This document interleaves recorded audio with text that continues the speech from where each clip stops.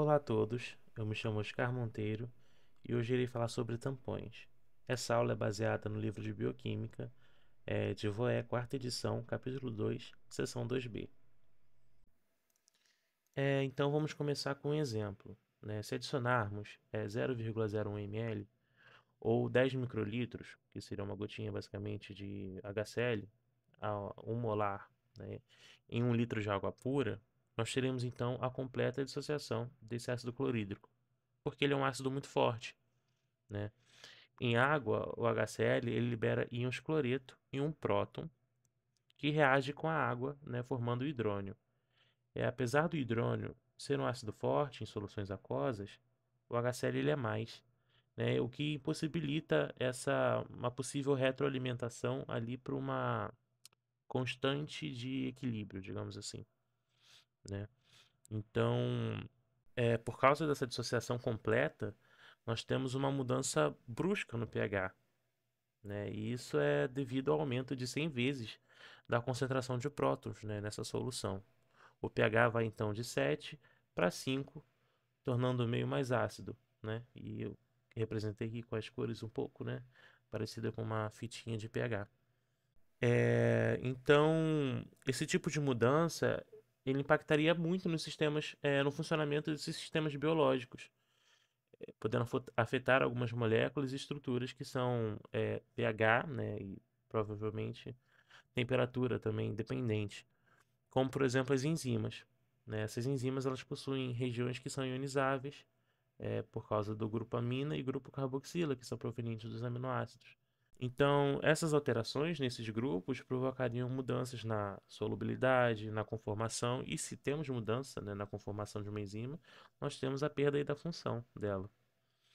Então, para driblar esse tipo de situação, o organismo ele utiliza tampões, né? No próprio organismo também temos moléculas que são moléculas como as proteínas, os ácidos nucleicos, os lipídios e também um número de moléculas orgânicas, né? Eles possuem também grupos na sua composição ácido-básicos que funcionam como tamponantes, digamos assim, mas em situação de pH fisiológico, que é 7,4. Mas o que seriam então essas soluções tampões? São soluções que são resistentes à adição de ácidos ou bases. Ela ajuda então a manter o pH constante, mesmo quando há variação na concentração de prótons ou hidróxido.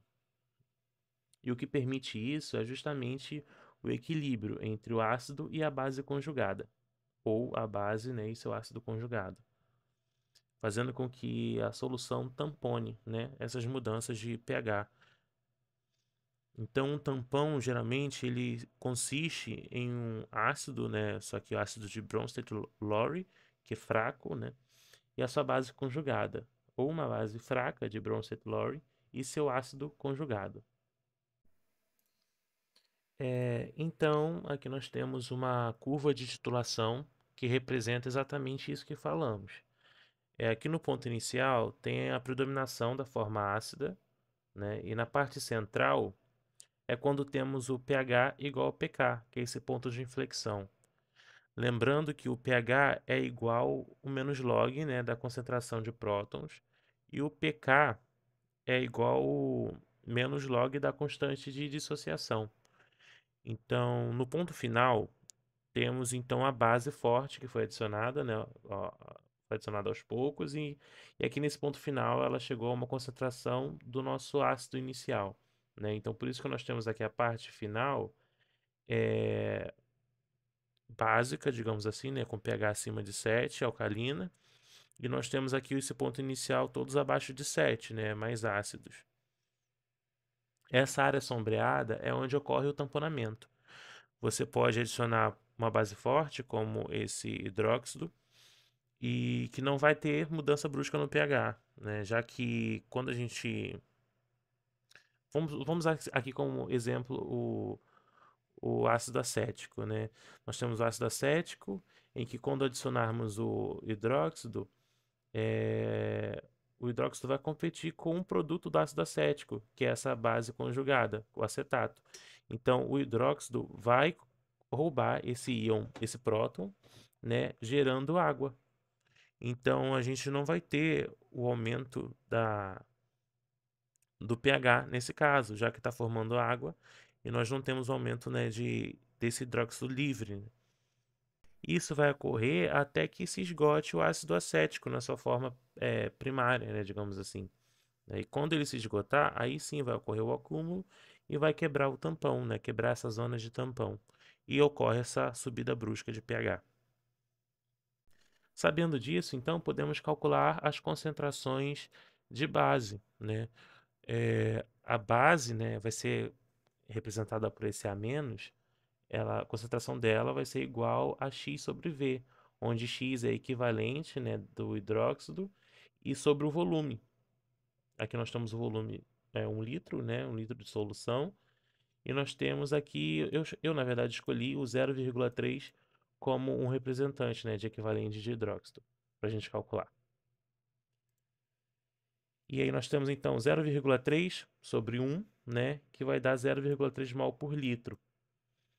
E assim a gente também consegue ver a quantidade de ácido nessa solução, né, no caso, olhando pelo ácido acético, né. Nós temos então agora a fórmula diferente, nós temos esse C inicial, né, esse C0, que equivale à concentração de ácido inicial, é menos o X, que é o equivalente de hidróxido, sobre o volume. Por isso nós temos então 1, que foi 1 molar, né, menos 0,3, que é o equivalente de hidróxido que eu escolhi, né, sobre o volume que é 1. Né? Então ficaria 0,7 sobre 1, e nós temos então 0,7 mol por litro de ácido, que somando os dois dá 1, que é o total de ácido que foi adicionado, né, no começo.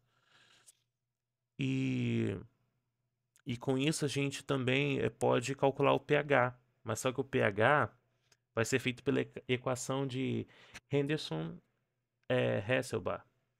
Aí a gente consegue ver cada ponto da curva de titulação, exatamente o pH de cada ponto que a gente quiser, né?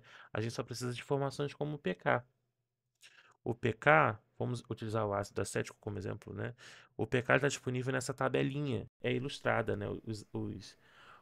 A constante, né, de dissociação dos ácidos juntos com o pK desses ácidos fracos. Então, o ácido acético tem como pK 4,76.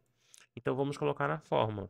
Nós temos, então, agora o pH igual a 4,76 mais log de 0,3 sobre 1 menos 0,3. Né? E com isso nós temos um pH, né? Resumindo, um pH final de 4,39, que é correspondente ao que estamos mostrando aqui, né? Numa zona de equivalente de hidróxido de 0,3, nós temos um pH de 4,39. E é basicamente isso. Aqui nós temos algumas considerações finais, em que o capítulo, né, quer salientar, mas que já foram discutidas ao longo da minha explicação. E é basicamente isso. Espero que tenha ficado tudo claro. Muito obrigado.